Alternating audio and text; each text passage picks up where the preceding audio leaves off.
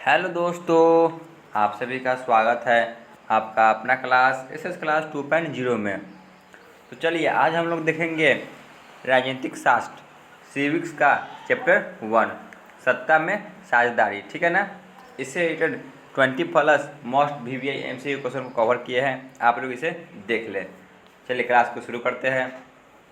आज का पहला प्रश्न है, सांप्रदायिक राजनीति आधारित होती है, बताइए किस पर आधारित होती है सांप्रदायिक राजनीति।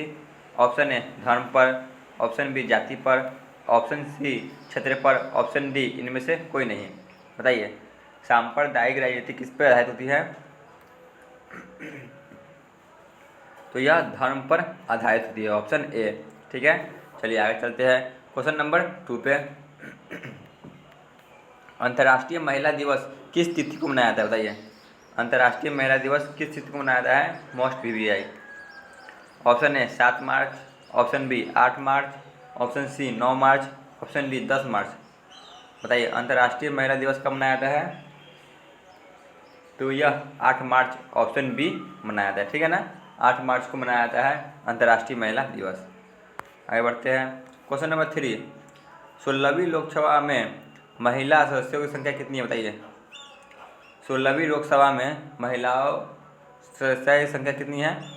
Option A 61, option B 63, option C 65, option D 67। तो 16वीं लोकसभा में महिलाओं के सदस्यों की संख्या 65 है, ऑप्शन सी। चलिए आगे बढ़ते हैं क्वेश्चन नंबर 4। झारखंड राज्य का गठन कब हुआ था, बताइए झारखंड राज्य का गठन कब हुआ था।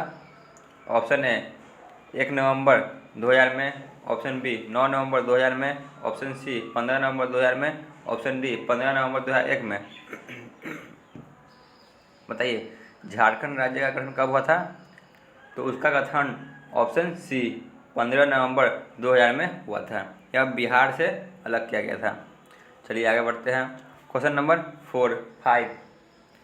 धर्म को समुदाय का मुख्य आधार मानने वाले व्यक्ति को क्या कहा जाता है, बताइए जो धर्म को समुदाय का मुख्य आधार मानते हैं उन्हें क्या कहा जाता है। ऑप्शन ए जातिवादी, ऑप्शन बी सांप्रदायिक, ऑप्शन सी धर्मनिरपेक्ष, ऑप्शन डी आदर्शवादी।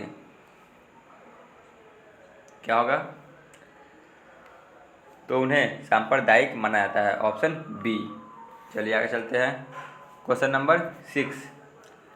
सत्ता में साझेदारी किस व्यवस्था में सर्वश्रेष्ठ रूप से संभव है, बताइए सत्ता में साझेदारी किस व्यवस्था में सर्वश्रेष्ठ रूप से संबंध है।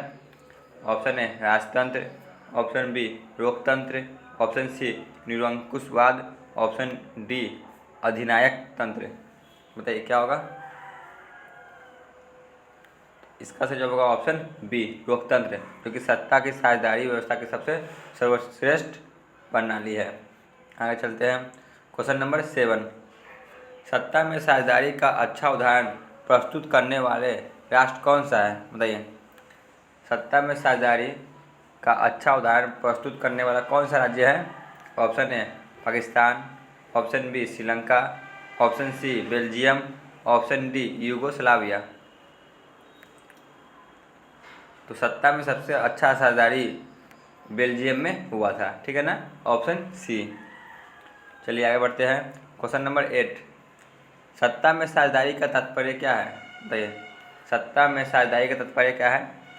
ऑप्शन ए विधायक या सांसद बनाना, ऑप्शन बी प्रतिनिधित्व की इच्छा रखना और राजनीतिक दल बनाना, ऑप्शन सी अपनी भाषा या धर्म इत्यादि को संवैधानिक पहचान दिलाना, ऑप्शन डी शासन एवं प्रशासन के मूलभूत निर्णयों को अपने अनुकूल प्रभावित करने की क्षमता प्राप्त करना। बताइए क्या होगा। सत्ता में साझेदारी का तात्पर्य है,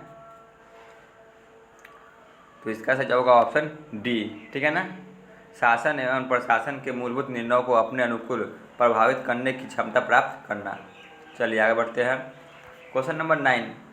सिन्हली किस देश का राजभाषा घोषित किया गया है, बताइए जो सिन्हली भाषा है उन्हें किस राज्य में घोषित किया गया था। Option A Myanmar, option B Sri Lanka, option C Malaysia, option D Mauritius. तो सिन्हली को राजभाषा श्रीलंका में घोषित किया गया था, ऑप्शन बी। चलिए आगे बढ़ते हैं क्वेश्चन नंबर 10, श्रीलंका में सामाजिक विभाजन किस स्तर पर है, बताइए। श्रीलंका में जो सामाजिक विभाजन हुआ है वह किस स्तर पर हुआ है? ऑप्शन ए क्षेत्रीय, ऑप्शन बी सामाजिक, ऑप्शन सी या दोनों, ऑप्शन डी इनमें से कोई नहीं। बताइए क्या होगा? तो इसका सही जवाब होगा ऑप्शन सी, यह दोनों, क्षेत्रीय और सामाजिक दोनों। चलिए आगे बढ़ते हैं। क्वेश्चन नंबर 11, संप्रदाय का संबंध है, बताइए। संप्रदाय का संबंध किससे होता है? ऑप्शन ए सिख से, ऑप्शन बी ईसाई से, ऑप्शन सी जैन से, ऑप्शन डी बौद्ध से। तो इसका सही जवाब होगा ऑप्शन बी, ईसाई से। ठीक है, आगे बढ़ते हैं। क्वेश्चन नंबर 12, मानव जाति में आधी आबादी किसकी होती है, बताइए। मानव जाति होती है, उनमें आधी आबादी किसकी होती है? ऑप्शन ए पुरुषों की, ऑप्शन बी महिलाओं की, ऑप्शन सी युवाओं की, ऑप्शन डी इनमें से कोई नहीं। बताइए क्या होगा? तो कन्फ्यूजन क्वेश्चन है, तो इसका सही जवाब होगा ऑप्शन बी, महिलाओं की आधी संख्या होती है। क्वेश्चन नंबर 13, भारत में पुरुषों की साक्षरता दर 2015 के अनुसार कितना है, बताइए। 2015 के अनुसार साक्षरता दर पुरुषों में कितना है? Option A 80.112, option B 80.115, option C 81.121, option D 80.94। बताइए कितना है? तो यह 2015 के अनुसार 80.94 है। आगे चलते हैं। क्वेश्चन नंबर 14, पीटर नॉर्मन धावक कहाँ का था, बताइए। पीटर नॉर्मन धावक कहाँ का था? ऑप्शन है जर्मनी का, ऑप्शन बी बेल्जियम का, ऑप्शन सी फ्रांस का, ऑप्शन डी ऑस्ट्रेलिया का। बताइए पीटर नॉर्मन धावक कहाँ का था? तो इसका सही जवाब होगा ऑप्शन डी, यह ऑस्ट्रेलिया का था। चलिए आगे चलते हैं। क्वेश्चन नंबर 15, निम्नलिखित में से कौन राजनेता जातिगत भेदभाव से मुक्त समाज निर्माण के पक्षधर थे? Option A doctor Bhimrao Ambedkar, option B Periyar Swami, option C doctor Ram Manohar Lohia, option D इनमें से सभी। बताइए कौन से राजनेता जातिगत भेदभाव से मुक्त समाज निर्माण के पक्षधर थे? तो इसका सही जवाब होगा ऑप्शन डी, इनमें से सभी। जो सभी नेता थे वो सभी इसके भेदभाव के पक्षधर थे। चलिए आगे बढ़ते हैं। क्वेश्चन नंबर 16, रंग भेद की नीति के विरुद्ध आवाज़ उठाया व्यक्ति कौन था? बताइए। मोस्ट वीवीआई, इसे आपको याद रखना ही है। Option A Martin Luther King, option B Abraham Lincoln, option C George Washington, option D Louis सोल्लावा। बताइए क्या होगा? रंगभेद नीति के विरुद्ध आवाज़ उठाने वाला व्यक्ति कौन था? तो वह मार्टिन लूथर किंग थे। ऑप्शन ए, ठीक है ना, ऑप्शन ए।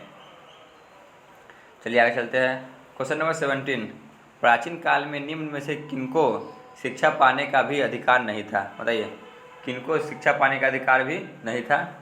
ऑप्शन ए ब्राह्मण को, ऑप्शन बी क्षत्रिय को, ऑप्शन सी राज परिवार को, ऑप्शन डी क्षुद्रों की। बताइए प्राचीन काल में किनको शिक्षा पाने का अधिकार नहीं था?